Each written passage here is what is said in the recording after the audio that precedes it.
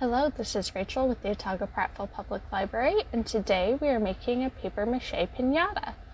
So we're going to make a little piggy today out of paper mache, and the supplies for this really couldn't be any easier. You're going to need a balloon, some all-purpose flour, some water, and some newsprint. So there's the balloon and the flour. I did go ahead and speed the video up for you all because it's a little bit of a time-consuming process. So we're going to go a little faster than it actually was, just for the sake of being respectful of y'all's time. I went ahead and took off all my watch and rings and jewelry and everything before doing this because it is a messy process as well. So I stretched out my balloon and blew it up into about as big as it would go because I wanted a nice big pinata. And then we're going to make the paper mache mixture out of flour and water. Now there is no particular ratio for how much flour and water you'll need to use, but what you want to get is like a paste consistency, and I'll show you that when we get a little closer. Right now I'm punching a new balloon because mine had a hole.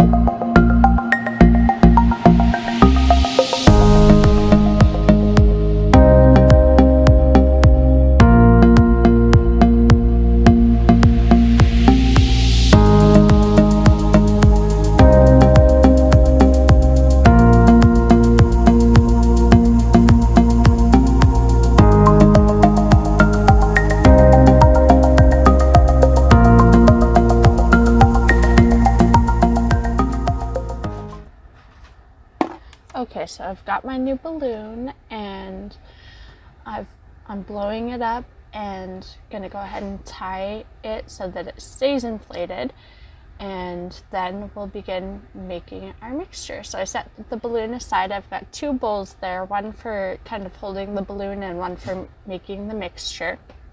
You'll also want, for later on in the process, some paint, some colored cardstock, and either small cups or toilet paper tubes to make the legs and the nose of the little piggy. So I really just kind of eyeballed how much flour to dump in there, and then I started incorporating some water slowly, mixing it in as I went with my hands because that's the fun way to do it. And the more water you add, the soupier it gets. You want it to be kind of like a soup. You want to get most of the lumps out, but you don't have to get it all the way smooth. And once you get it to the consistency that you like, this is a little bit thick, but I still want to work some of those lumps out, so I'm gonna do that and add a little bit more water as well. But you want it to be able to come off of your hand in a thin drizzle, kind of like liquid glue would. So I'll show you that texture in a minute after I get some more of these lumps kind of smoothed out.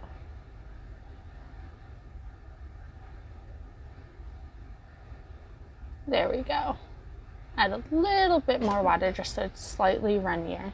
And then our next step is going to be to tear, or if you want more precise lines you can cut, but it doesn't really matter. So I went ahead and just tore with my hands the strips of newspaper, and we dip it in the flour and water mixture to cover it in this homemade paste that we've just created, and we begin to put those pasty strips of newsprint all over the balloon.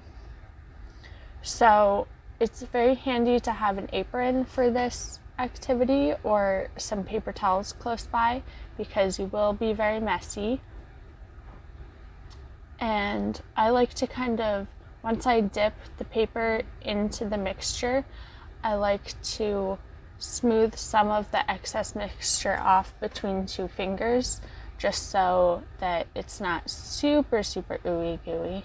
It's okay if it's a little sloppy, but you don't want so much that you're dripping all over the place necessarily. And basically we're just going to repeat this all over the balloon until it's completely covered in newsprint. and then we're going to let it dry and do another layer using the exact same technique. Now I let mine dry overnight.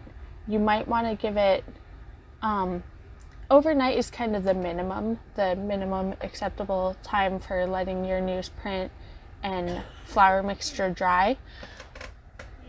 But you can always let it sit longer, and it's good to rotate it in the bowl or whatever thing you're using to hold it while it's drying. It's good to rotate it around a couple times every couple of hours or so, just to make sure that all the surfaces of your paper mache are able to dry.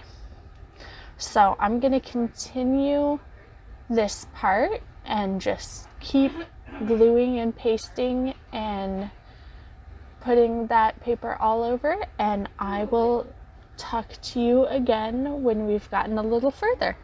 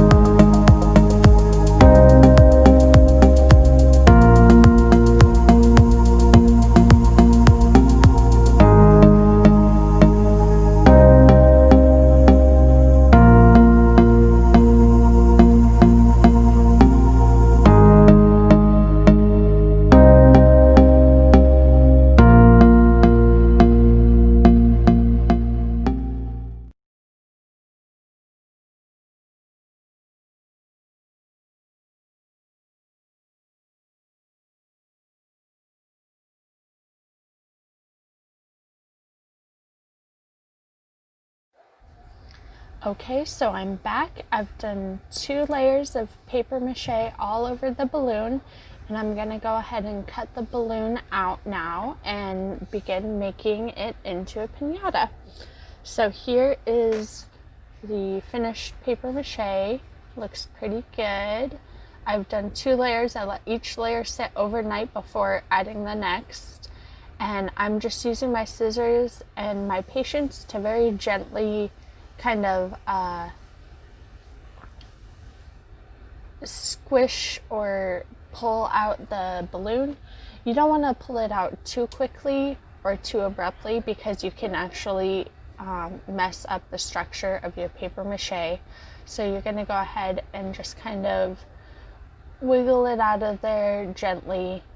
You can make the hole that you're taking it out of slightly bigger. I just wanted to kind of see how firm the structure was anyway, so I was stubborn and went ahead and let it deflate a little bit and just pulled it out after that. Once we've got our balloon out, we are ready to stuff the pinata. You definitely want to stuff it before you put on all the decorations and everything because that gets really tricky.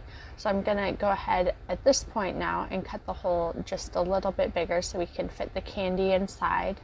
You can stuff it with whatever you want. I just used some candy that was lying around, but you can use candy or small toys, all sorts of things. To really make it fun. And then if you want to be very fancy, I'm shaking it out a little bit too to get some of that excess flour powder out of the center. If you want to, you can also be very fancy and paper mache over the closure where you put the candy. If you're going for a smoother look or if you're making a different shape than I am. If you're making something other than a pig, that's usually recommended just to keep it looking cohesive and to make it a little bit more fun for the kids who are hopefully whacking it with a stick later. It keeps it a little bit more challenging for them with that extra layer of paper mache enclosing the candy in.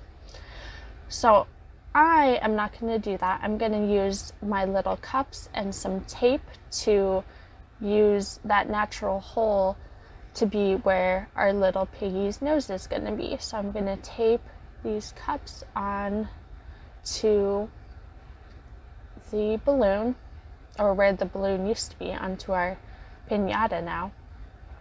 And I'm using probably more tape than you think you'd need just because it's a little tricky to get it balanced and to get it sticking on there.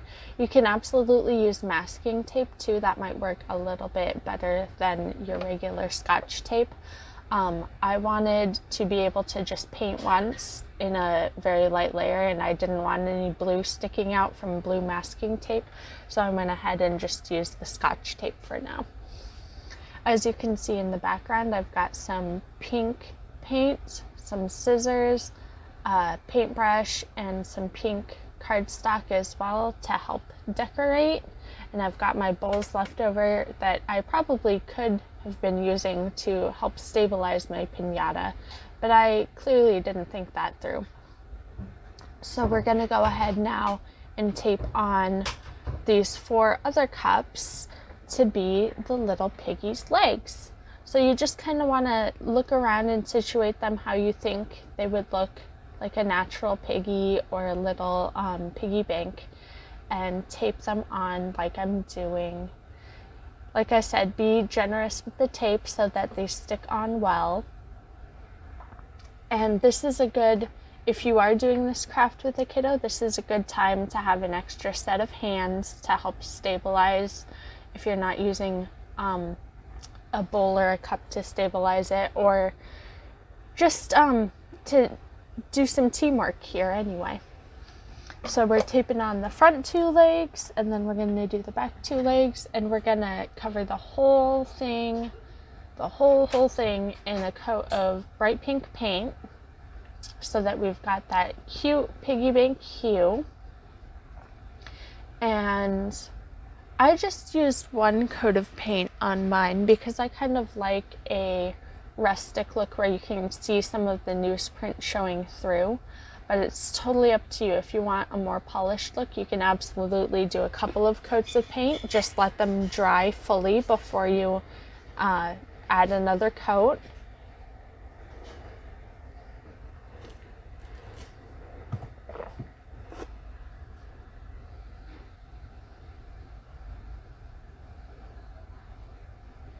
And there we have our 4 legs.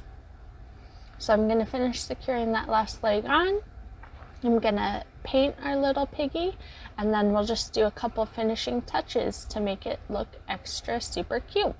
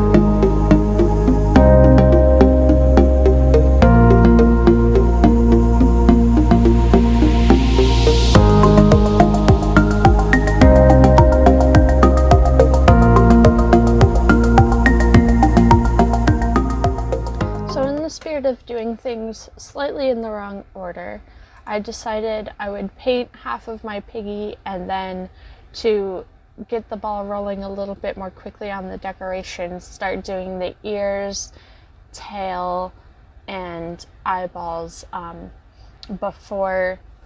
while the top of the piggy is drying the paint, so that I can paint the bottom later. So I'm cutting out some triangles for ears, and that looks cute, but when I think about it a little bit more, I decided I wanted a more dimensional look. So I went ahead and cut out some trapezoids, 2 pink trapezoids, and I'm just matching them up there. I'm going to cut a little V in the top of them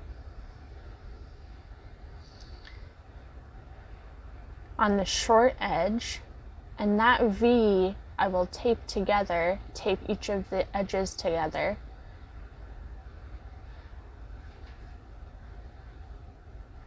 And then that will create kind of a dimensional ear look. As you can see, it's a little difficult for me to coordinate the tape and keep everything in frame at the same time, but you'll kind of see what I'm doing to keep it shaped and how that's gonna look on the pig for the final bit, so that's super cute. Adds a little bit more character, I think.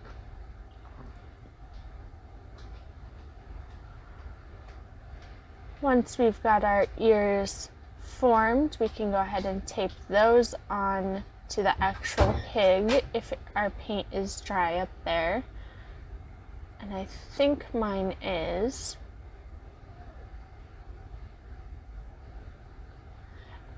And I also wanted to just polish up that nose a little bit by cutting out a circle of that pink paper. And I'm just gonna make a little round of tape and stick that right on top of the flat bottom surface of the cup that is making the nose. It just makes it look a little bit more polished where that paint and tape was previously. So we're taping on our ears. And I put some tape in the front to secure it and in the back to kind of keep it at the angle that I wanted them to sit at.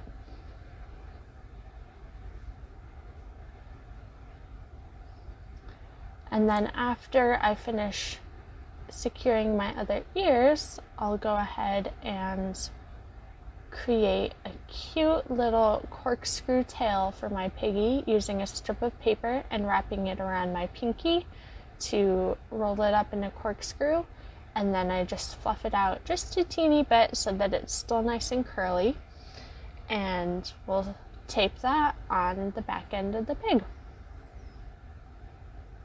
So there's my strip of paper. Here I am rolling it up. I decided to use my pinky instead because it's a little bit smaller. We'll get a nice tighter corkscrew.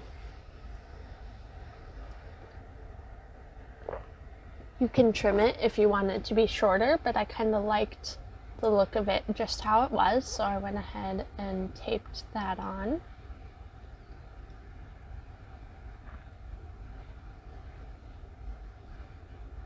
Super cute.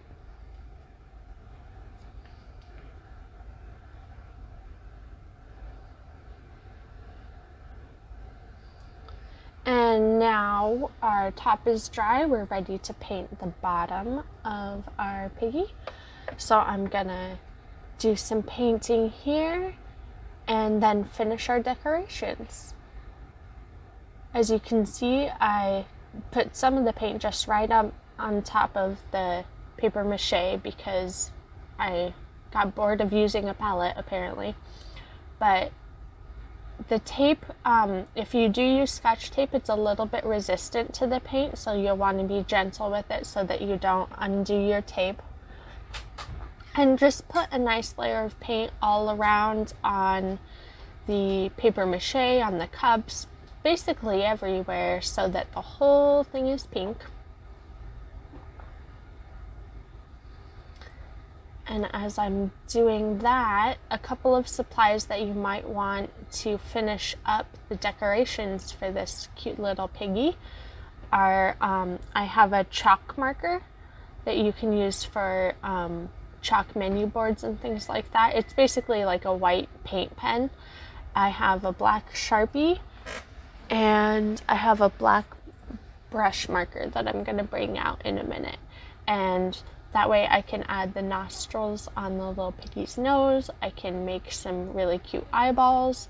And that is our whole piggy pretty much set and good to go. So once I finish up the painting, you'll see how I draw on some cartoony eyeballs, some cute little nostrils on the nose, and you'll see how easy it would be for you guys to do this as well. Now, if you are using toilet paper tubes instead of the cups, you would just cut them in half or in thirds to create the legs and the nose. It's totally up to you. And you don't have to do a little piggy either. You could do all sorts of different designs. You can make owls, anything that can be kind of cartoonified and made into something round can absolutely be made into a pinata. And you can also do more intricate designs if you use different shapes of balloons and things like that as well. So I'm drawing on my eyeballs, nice big cartoony eyeballs, so he looks super cute. And soon enough here we will have a completed pinata. You can use a paper clip and some